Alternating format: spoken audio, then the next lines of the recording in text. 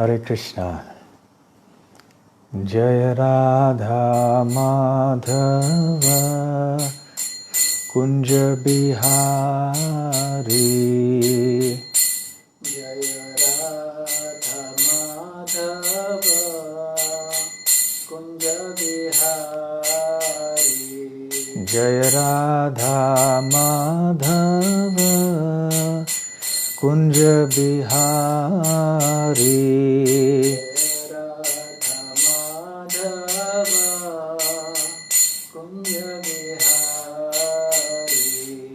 Jaya Gopi Jana Vallabha Girivaradhari. Gopi Jana Vallabha Girivaradhari.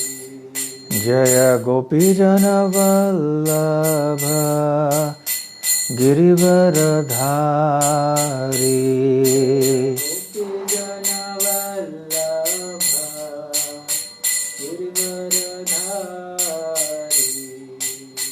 Yashodanandana Brajajana Ranjana. Yashodanandana Brajajana Yashodanandana Ranjana. Brajajana Ranjana.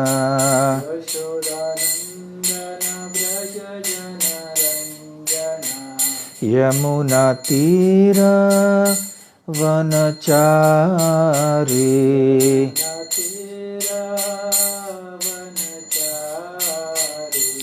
Yamuna Tira Vanachari.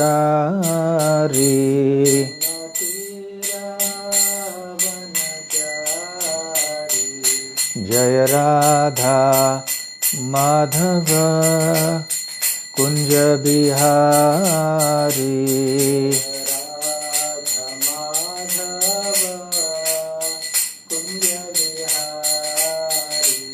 Jaya Radha Madhava Kunja Bihari.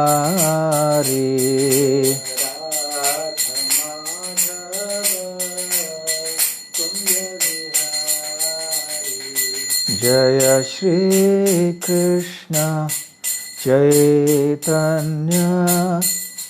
Prabhu Nityananda Shri Advaita Gadadhar Shrivasadi Gaura Bhakta Vrinda. Jaya Shri Krishna Chaitanya Prabhu Nityananda Shri Advaita Gadadhar Srivasadi Gaur Bhakta Vrinda. Hare Krishna Krishna Krishna Hare Hare Hare Rama Rama Rama Hare Hare. Hare Krishna Krishna Krishna Hare Hare Hare Rama Rama Rama Hare Hare. Hare Krishna Krishna Krishna Hare Hare Hare Rama Rama Rama Hare Hare. Hare Krishna Krishna Krishna Hare Hare Hare Rama Rama Rama Hare Hare. Jaya Radha Gokula Nanda Radha Gokula Nanda Radhe. Radha Gokula Nanda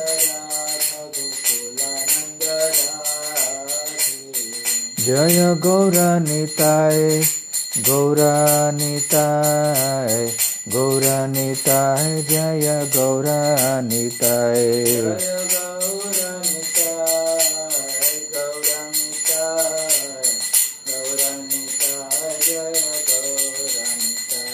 जय जय जय जगन्नाथ जय जगन्नाथ जय बलदेव जय सुभद्रा जगन्नाथ जय जगन्नाथ बलदेव जय सुभद्रा जय जय प्रभुपाद प्रभुपाद प्रभुपाद जय जय प्रभुपाद जय प्रभुपाद प्रभुपाद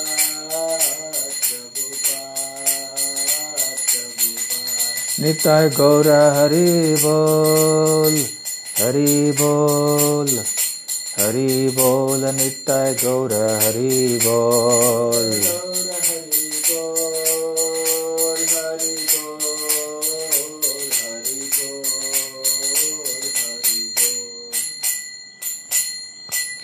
गौर प्रेमानंदे जय ओम विष्णुपाद परमहंस परिव्राजकाचार्य अष्टोत्तर शत हिज डिवाइन ग्रेस अभय चरणारविंद भक्ति वेदांत स्वामी श्रील प्रभुपाद की जय अनंत कोटि वैष्णव वृंद की जय श्री श्री राधा गोकुलानंद की जय श्री श्री गौरनिताय की जय श्री श्री जगन्नाथ बलदेव सुभद्रा मई की जय ग्रंथराज श्रीमद्भागवतम की जय निताय गौर प्रेमानंदे समवेत भक्त वृंद की जय समवेत भक्त वृंद की जय श्री श्री गुरु गौरांग की जय ओम नमो भगवते वासुदेवाय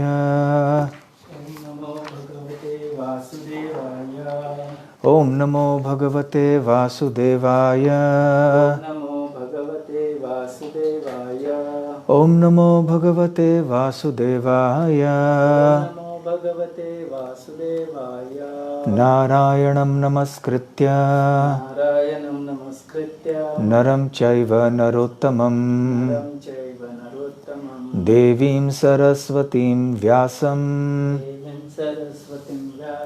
ततो जयमुदीरयेत् नष्टप्रायेष्वभद्रेषु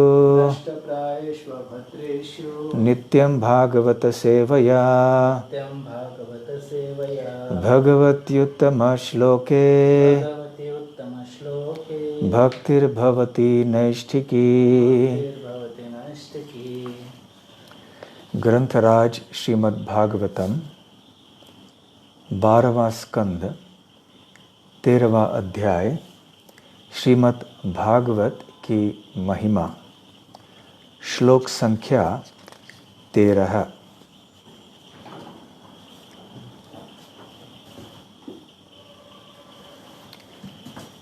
प्रौष्ठपद्यां पौर्णमास्यां हेमसिंहसमन्वितं ददाति यो भागवतं स याति परमां गतिम् प्रौष्ठपद्यां पौर्णमास्यां हेमसिंहसमन्वितं ददाति यो भागवतं स याति परमां गतिम्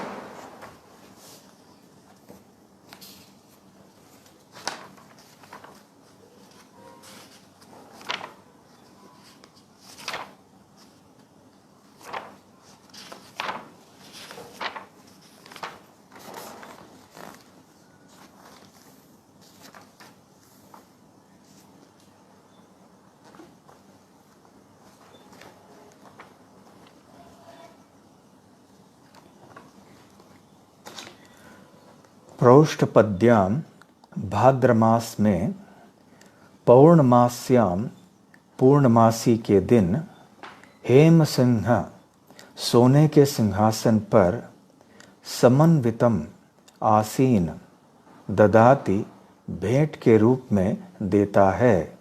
यह जो भागवतम श्रीमद् भागवत को सह वह याति जाता है परमाम परम गतिम गंतव्य को। अनुवाद और तात्पर्य। यदि कोई व्यक्ति भाद्र मास की पूर्णिमासी को सोने के सिंहासन पर रखकर श्रीमद् भागवत का दान उपहार के रूप में देता है तो उसे परम दिव्य गंतव्य प्राप्त होता है। तात्पर्य। श्रीमद् भागवत को सोने के सिंहासन पर रखना चाहिए क्योंकि यह समस्त वाङ्मय का शिर भौर है। भाद्र मास की पूर्णमासी को वाङ्मय का राजा रूप सूर्य सिंह राशि पर स्थित होता है और ऐसा दिखता है मानो राज सिंहासन पर बैठाया गया हो। ज्योतिष के अनुसार सूर्य सिंह राशि में सर्वोच्च स्थिति पर होता है। इस तरह मनुष्य बिना किसी बंधन के इस परम दिव्य ग्रंथ श्रीमद् भागवत की पूजा कर सकता है। तो अपने अपने घरों में या आश्रम में जहाँ भी आप हैं, मेरे पीछे आप दोहराइएगा।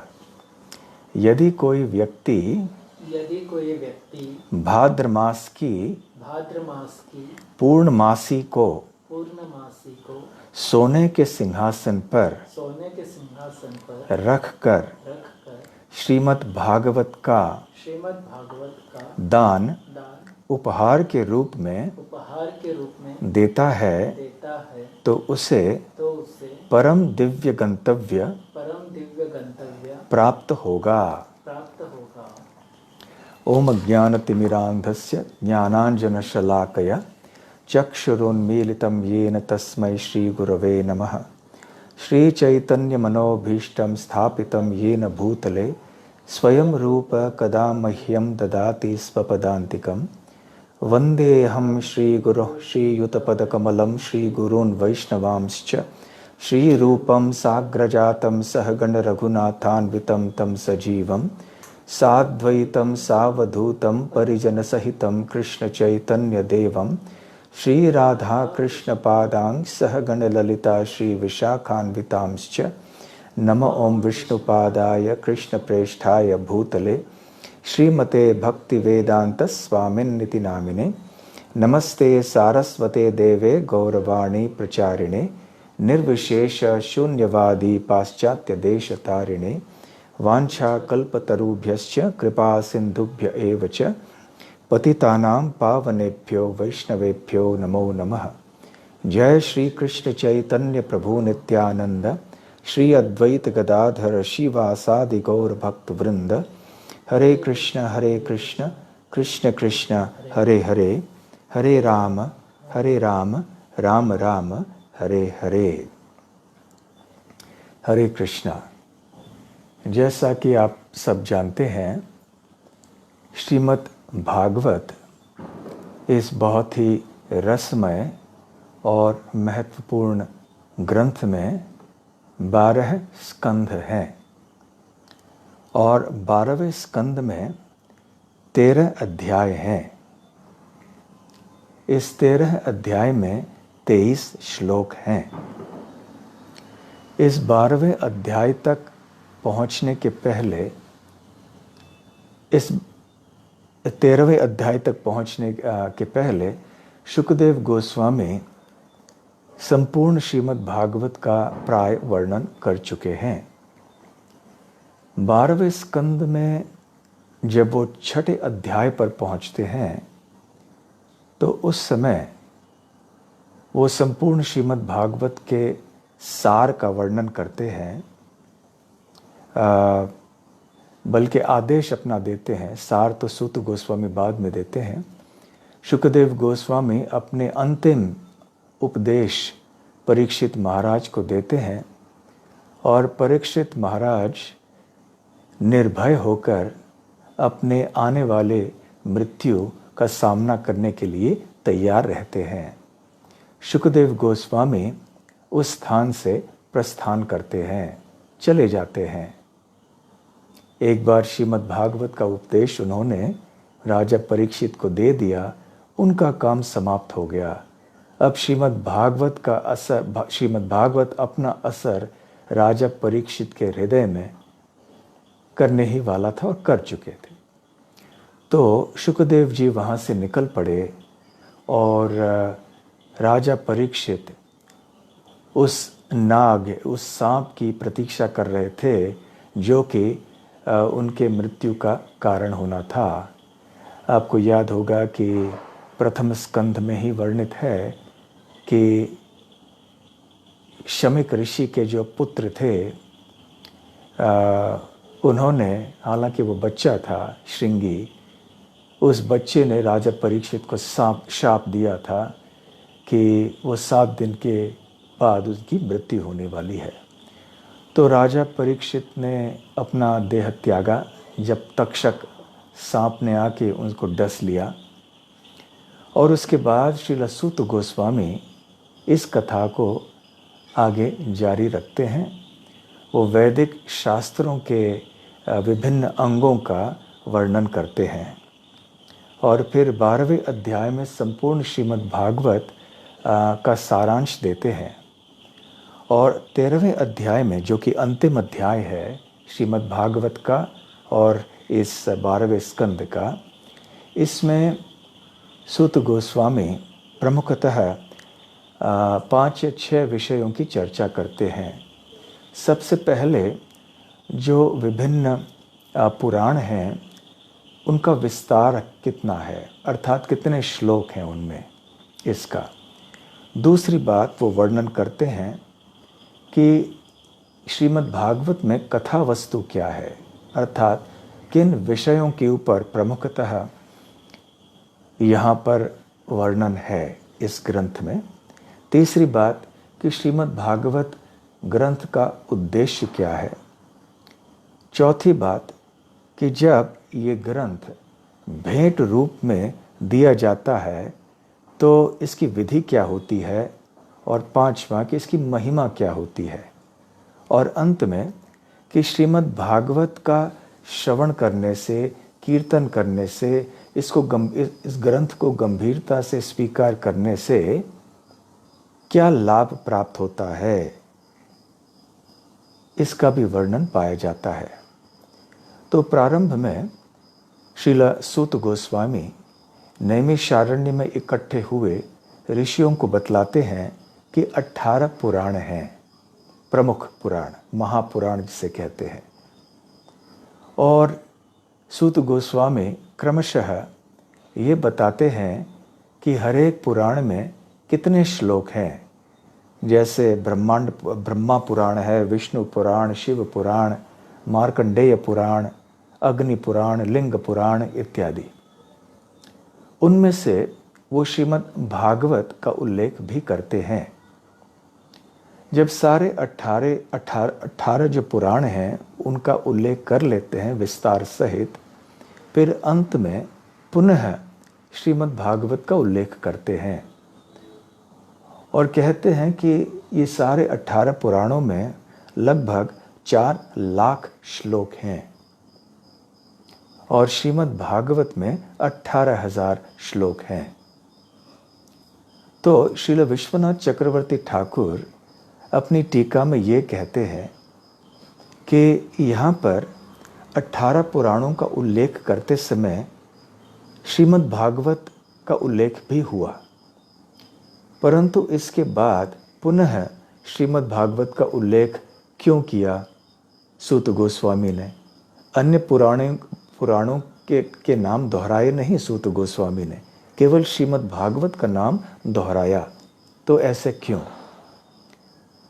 तो वो बतलाते हैं कि इसके पीछे कारण ये है कि जैसे श्रीमद् भागवत के प्रथम स्कंद के 3रे अध्याय में जब सूत गोस्वामी अनेक अवतारों का उल्लेख करते हैं जिनमें श्री कृष्ण भी हैं, और इन अवतारों का उल्लेख करने के बाद पुनः श्री कृष्ण का उल्लेख करते हैं जब वो कहते हैं कृष्णस्तु भगवान स्वयं। कहने का तात्पर्य ये है कि यद्यपि अवतार अनगिनत हैं, असंख्य हैं, और इनमें से जो प्रमुख अवतार थे उनका उल्लेख मात्र सूत गोस्वामी ने किया है पहले स्कंद के 3 अध्याय में। उनमें श्री कृष्ण भी सम्मिलित हैं क्योंकि श्री कृष्ण भी अवतीर्ण हुए थे, इसलिए उनको भी अवतार कहा जाता है। परंतु वास्तव में श्री कृष्ण तो अवतारी हैं, अवतारों के उद्गम हैं, सबसे महत्वपूर्ण अवतार हैं।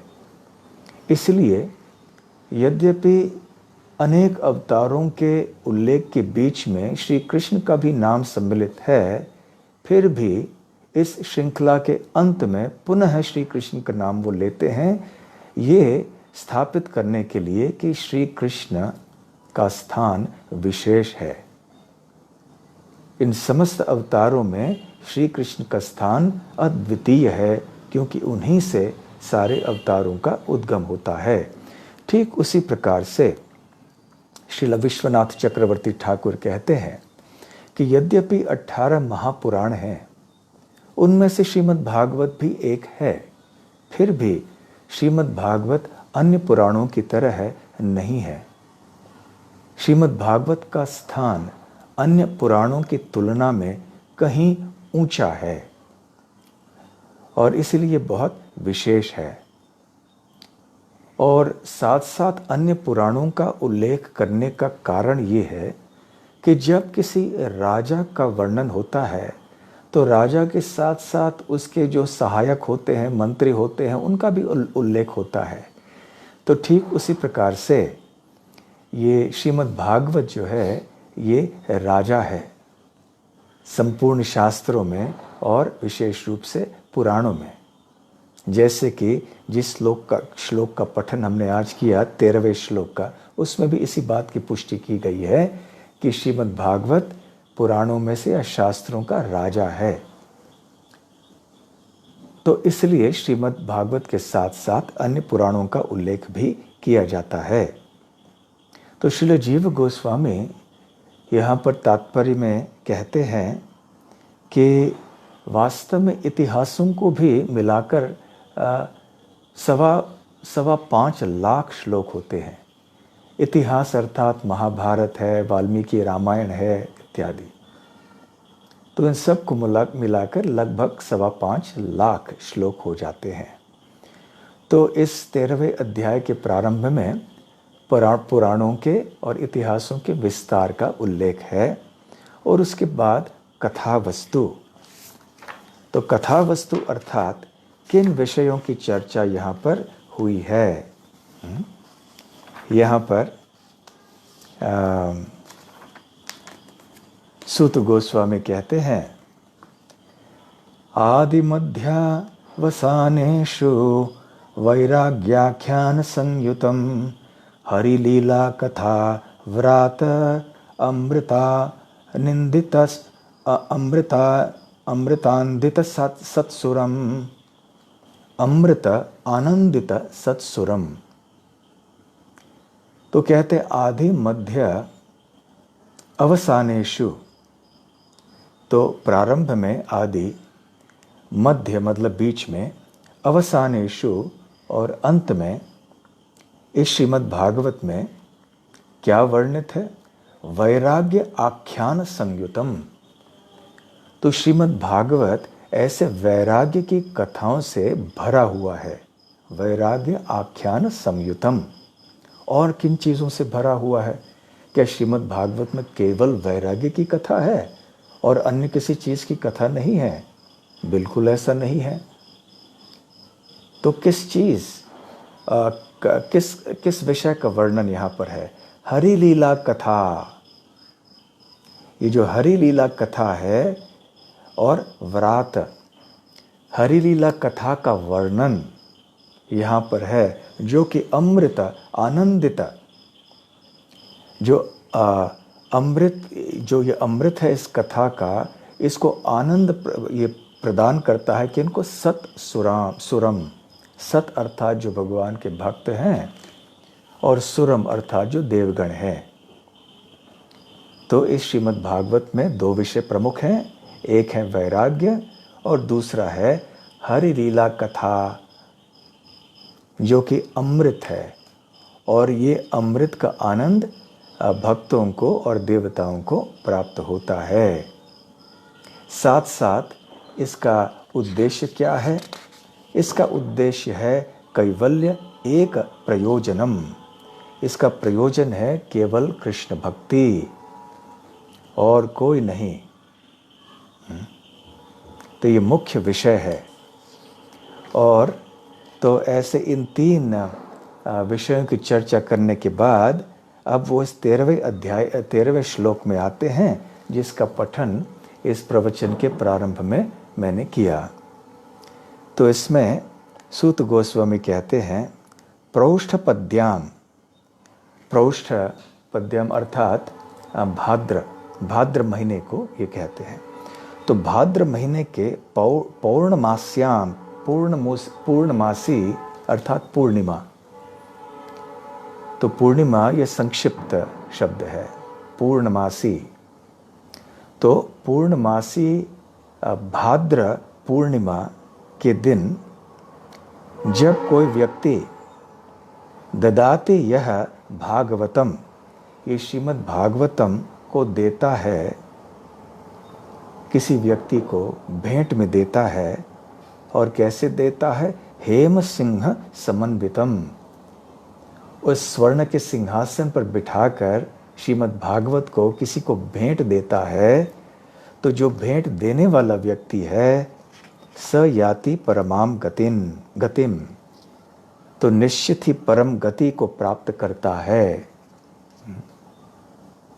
और यद्यपि इस श्लोक में नहीं लिखा गया है ये, परंतु जो इस ग्रंथ को पाता है उसके लिए भी निश्चित है कि वो परम गति की प्राप्ति करेगा, आज नहीं तो कल, इस जन्म में नहीं तो किसी आने वाले जन्म में। तो इसलिए ये बहुत महत्वपूर्ण है।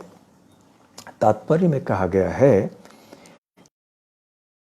सोने के सिंहासन पर इसलिए बिठाना चाहिए क्योंकि वो वांग्मय का राजा है। जितने भी शास्त्र हैं, जितने भी ग्रंथ हैं, उनमें से ये सबसे महत्वपूर्ण है, सर्वोच्च ग्रंथ है। और सूर्य इस समय सिंह राशि में रहता है, और ऐसे लगता है कि वो सर्वोच्च स्थिति में है। इसलिए इस समय हमें श्रीमद् भागवत की उपासना करनी चाहिए। तो इस विषय पर हम पुनः आएंगे, परंतु आने वाले जो श्लोक हैं, इनमें से थोड़े महत्वपूर्ण श्लोकों का उल्लेख भी मैं आज करना चाहूँगा। अब अंतिम विषय जो है कि श्रीमद् भागवत को स्वीकार करने का, इसके श्री भागवत का श्रवण करने का, कीर्तन करने का लाभ क्या होता है। तो 14वें श्लोक में सूत गोस्वामी कहते हैं, राजन्ते तावदन्यानि पुराणानि सतां गणे, यावद् भागवतं नैव श्रूयते मृतसागरम। राजन्ते तावद अन्यानि, अन्य जो शास्त्र हैं, तावद उस समय तक, राजन्ते राज करते हैं या चमकते हैं, ये बहुत महत्वपूर्ण लगते हैं, यावत जब तक, पुराणानि सताम गणे, सताम गणे अर्थात भक्तों की सभा में। तो अन्य जो पुराण हैं वो तब तक महत्वपूर्ण प्रतीत होते हैं, यावत जब तक भागवतम न एव श्रूयते, जब तक श्रीमद् भागवतम नहीं सुना जाता है।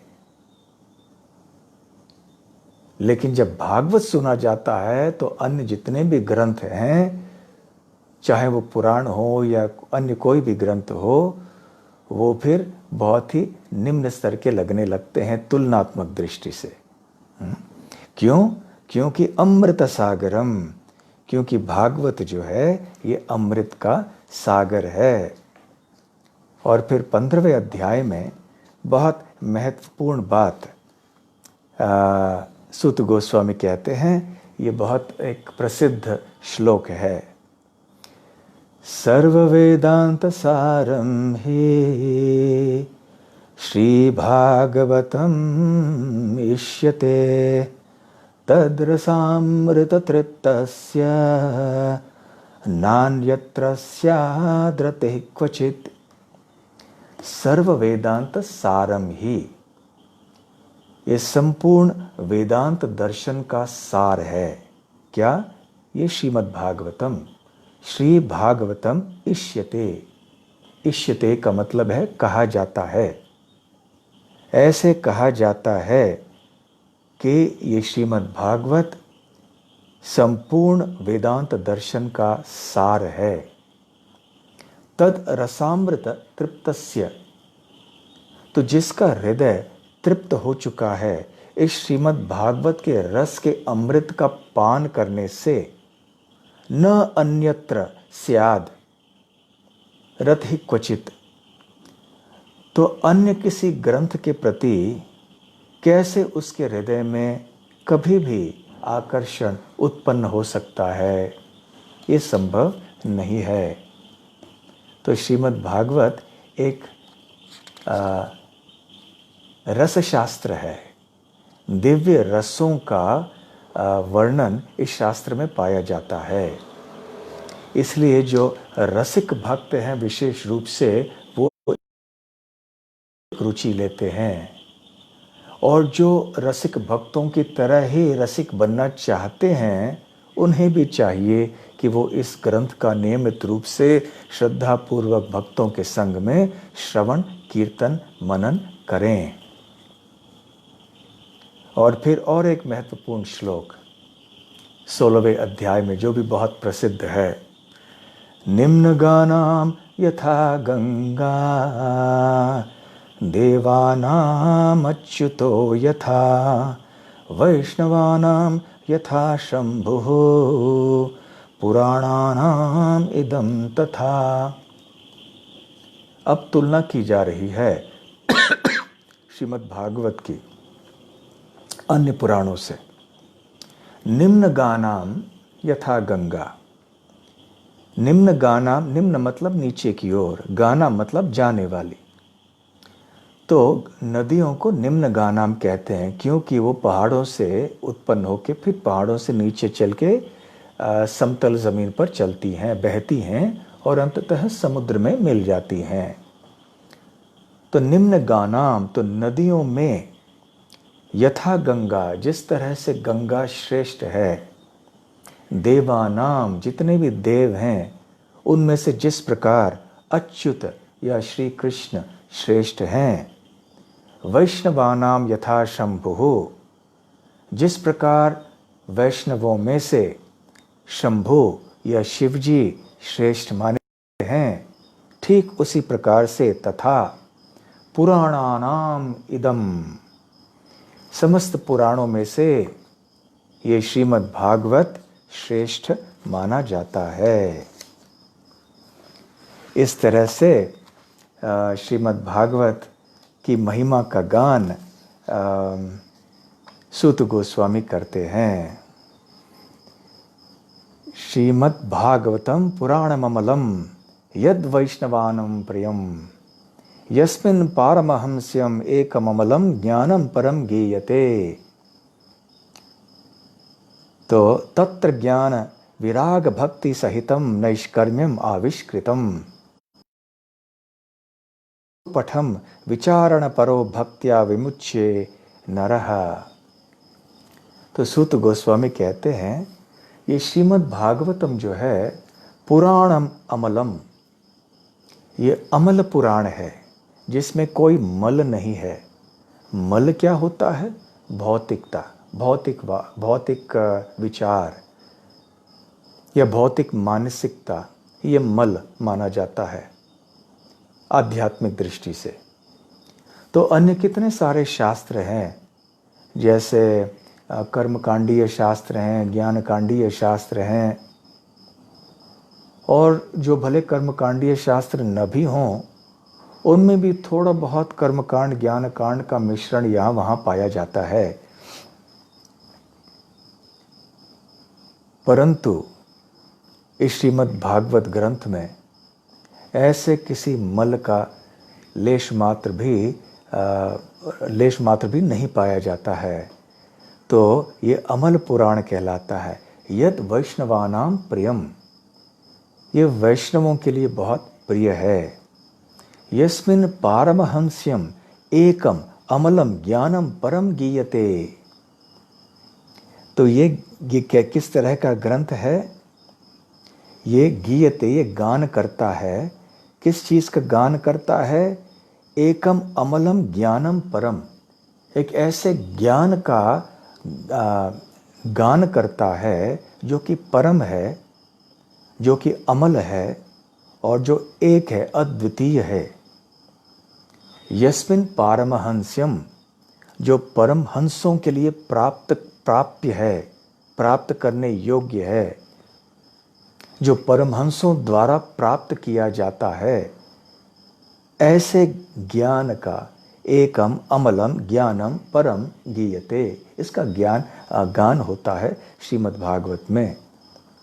तत्र मतलब इस ग्रंथ में ज्ञान विराग भक्ति सहितम नैष्कर्म्यम आविष्कृतम।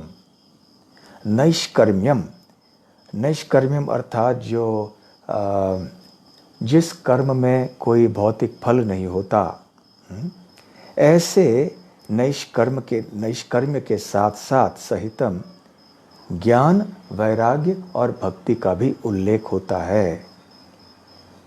तत्, और ऐसे श्रीमद् भागवत श्रवण करने से, इसका सुपठन करने से, विचारण परः, इसको गहराई से विचार चिंतन मनन करने से, इसको बहुत गंभीरता से समझने का प्रयास करने से, और भक्ति भाव से स्वीकार करने से क्या होता है? विमुच्येत नरः, कोई व्यक्ति पूर्णतया मुक्त हो जाता है। तो श्रीमद् भागवत को गंभीरता से स्वीकार करने का लाभ ये है। फिर आगे 22वें श्लोक में सूत गोस्वामी कहते हैं, भवे भवे यथा भक्ति ही पादयोस्तव जायते तथा कुरुष्व देवेश नाथस्त्वं नो यतः प्रभो। भवे भवे, जन्म जन्मांतर, मुझे भक्ति ही पादयोः तव जायते तथा कुरुष्व देवेश, कि हे देवेश, हे नाथ, हे प्रभो, आपके चरण कमलों में मेरे हृदय में शुद्ध भक्ति उत्पन्न हो। ये आप इच्छा पूर्ण कीजिए। जन्म जन्मांतर से, जन्म मृत्यु के चक्र से छुटकारा भी नहीं चाहते हैं सूत गोस्वामी। केवल हमें आपके चरण कमलों में शुद्ध भक्ति चाहिए। और फिर 23वां श्लोक, जो इस अध्याय का और संपूर्ण श्रीमद् भागवत का अंतिम श्लोक है। नाम संकीर्तनम यस्य सर्व पाप प्रणाशनम प्रणामो दुःख समनस तम नमामि हरिम परम। तम नमामि हरिम परम, मैं नमन करता हूँ श्री हरि का, जो कि परम सत्य हैं, और जिनके पवित्र नामों का संकीर्तन करने से, नाम संकीर्तनम यस्य सर्व पाप प्रणाशनम, संपूर्ण पाप नष्ट हो जाते हैं। और प्रणाम करने से जिनको दुख शमनः, हमारे संपूर्ण दुखों का शमन होता है। तो ऐसे श्री हरि के चरण कमलों में मैं नमन करता हूँ। इस तरह से संपूर्ण श्रीमद् भागवत की समाप्ति होती है इस श्लोक से। वैसे तो श्रीमद् भागवत के हर एक स्कंध में, हर एक अध्याय में भागवत की महिमा का गान तो होता ही है, और ये तो बहुत बड़ा विषय है अपने आप में। तो आज इस अध्याय के संक्षिप्त रूप में चर्चा करने से पुनः हमारे मन में वो निष्ठा जागृत हुई है कि ये श्रीमद् भागवत कितना महत्वपूर्ण ग्रंथ है, और इस भागवत का श्रवण करना और कीर्तन करना, इसको गंभीरता से समझने का प्रयास करना ही हमारे लिए कितना महत्वपूर्ण है। तो इस ग्रंथ को यदि हम अन्यों को भेंट दें तो जो लाभ हमें मिल रहा है वो अन्यों को भी मिलेगा। आज श्रील प्रभुपाद जी के संन्यास दीक्षा का दिवस है। इसी तिथि पर, आज नहीं, भाद्र पूर्णिमा के दिन, भाद्र पूर्णिमा के दिन श्रील प्रभुपाद जी ने संन्यास आश्रम स्वीकार किया था। जैसे कि आप सबको पता है, जब श्रील प्रभुपाद जी अमेरिका के लिए प्रस्थान कर रहे थे तो उन्होंने श्रीमद् भागवत के प्रथम 2 स्कंधों के अनेक प्रतियां साथ में ली थी। अपने बक्से में ऐसे 2 स्कंध भरे हुए थे, क्योंकि केवल इन 2 स्कंधों का अनुवाद वो कर पाए थे उस समय तक, और जितने भी प्रतियां साथ में ले जा पाए वो ले गए उनके साथ में। तो फिर किसी ने उनसे एक बार पूछा था कि आप अमेरिका जा रहे हैं, जलदूत में आगे यात्रा करने के थोड़े पूर्व। तो श्रील प्रभुपाद ने कहा, नहीं, मैं नहीं जा रहा हूँ, श्रीमद् भागवतम जा रहे हैं, और मैं केवल श्रीमद् भागवत के साथ में जा रहा हूँ। क्योंकि श्रील प्रभुपाद जी का उद्देश्य था कि वहाँ जाकर श्रीमद् भागवत का उपदेश अमेरिका के और विश्व के अन्य देशों के लोगों तक पहुँचाना। तो श्रीमद् भागवत को केवल पढ़ना और सुनना इतना ही पर्याप्त नहीं है। हमें चाहिए कि हम इस श्रीमद् भागवत को बांटें, इसका वितरण करें, और विशेष रूप से भाद्र पूर्णिमा के दिन, जो 2 सितंबर को है, बुधवार को, आने वाले बुधवार को, उस दिन पर यदि हमने ये भागवत ग्रंथ संपूर्ण जो सेट है पहले से 12वें स्कंद तक, हमने भेंट में यदि दिया किसी को, भले सोने का सिंहासन हमारे पास न हो, कोई बात नहीं, लेकिन यूं ही श्रीमद् भागवत को भेंट देने में हमें बहुत लाभ मिलेगा, परम गति की प्राप्ति होगी। ये आश्वासन सूत गोस्वामी दिलाते हैं। और जो हमसे ये भेंट स्वीकार करेंगे उनको भी कितना लाभ होगा। कल्याणकारी जो प्रयास चल रहा है सारे समाज में, उससे जो लाभ लोगों को प्राप्त होता है वो बहुत ही कम है, क्योंकि ऐसे कल्याणकारी कार्यों का लाभ थोड़े समय तक रहता है। हम किसी को भोजन देते हैं, फिर से वो व्यक्ति भूखा हो जाएगा। हम किसी की बीमारी को ठीक करते हैं, हम किसी गरीब व्यक्ति को पैसे देते हैं, फिर से उसे पैसे की आवश्यकता। तो जितने भी कल्याणकारी कार्य है यहाँ पर समाज में, वो प्रदान नहीं कर पाते हैं। परंतु यदि हम श्रीमद् भागवत को दें उनको, और भागवत के द्वारा हरिनाम को दें और शुद्ध कृष्ण भक्ति को दें, तो फिर हमारा जीवन सार्थक हो जाएगा और उनका भी जीवन सार्थक हो जाएगा। तो ये भाद्र पूर्णिमा का दिन 2 सितंबर को है।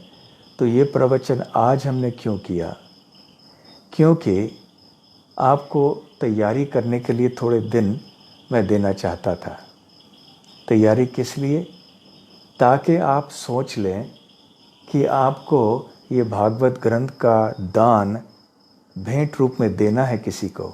आपके कोई रिश्तेदार होंगे, आपके कोई सगे संबंधी होंगे, कोई मित्र होंगे, व्यवसाय में आपके कोई ग्राहक होंगे। तो वैसे तो तरह तरह के भेंट आप देते रहते हैं व्यवसाय में और सामाजिक जीवन में भी, तो क्यों न श्रीमद् भागवत का ग्रंथ भेंट में दिया जाए उनको, तो ताकि आप थोड़ी तैयारी कर सकें और आप सोच लें कि किन को भेंट देना है। और यहाँ पर आप मंदिर में अनुपम भेंट, हमारे जो स्टॉल है वहाँ पर आके आप श्रीमद् भागवत सेट ले सकते हैं। और यहाँ पे किस तरह की योजना की गई है वो भी आप चर्चा कर सकते हैं।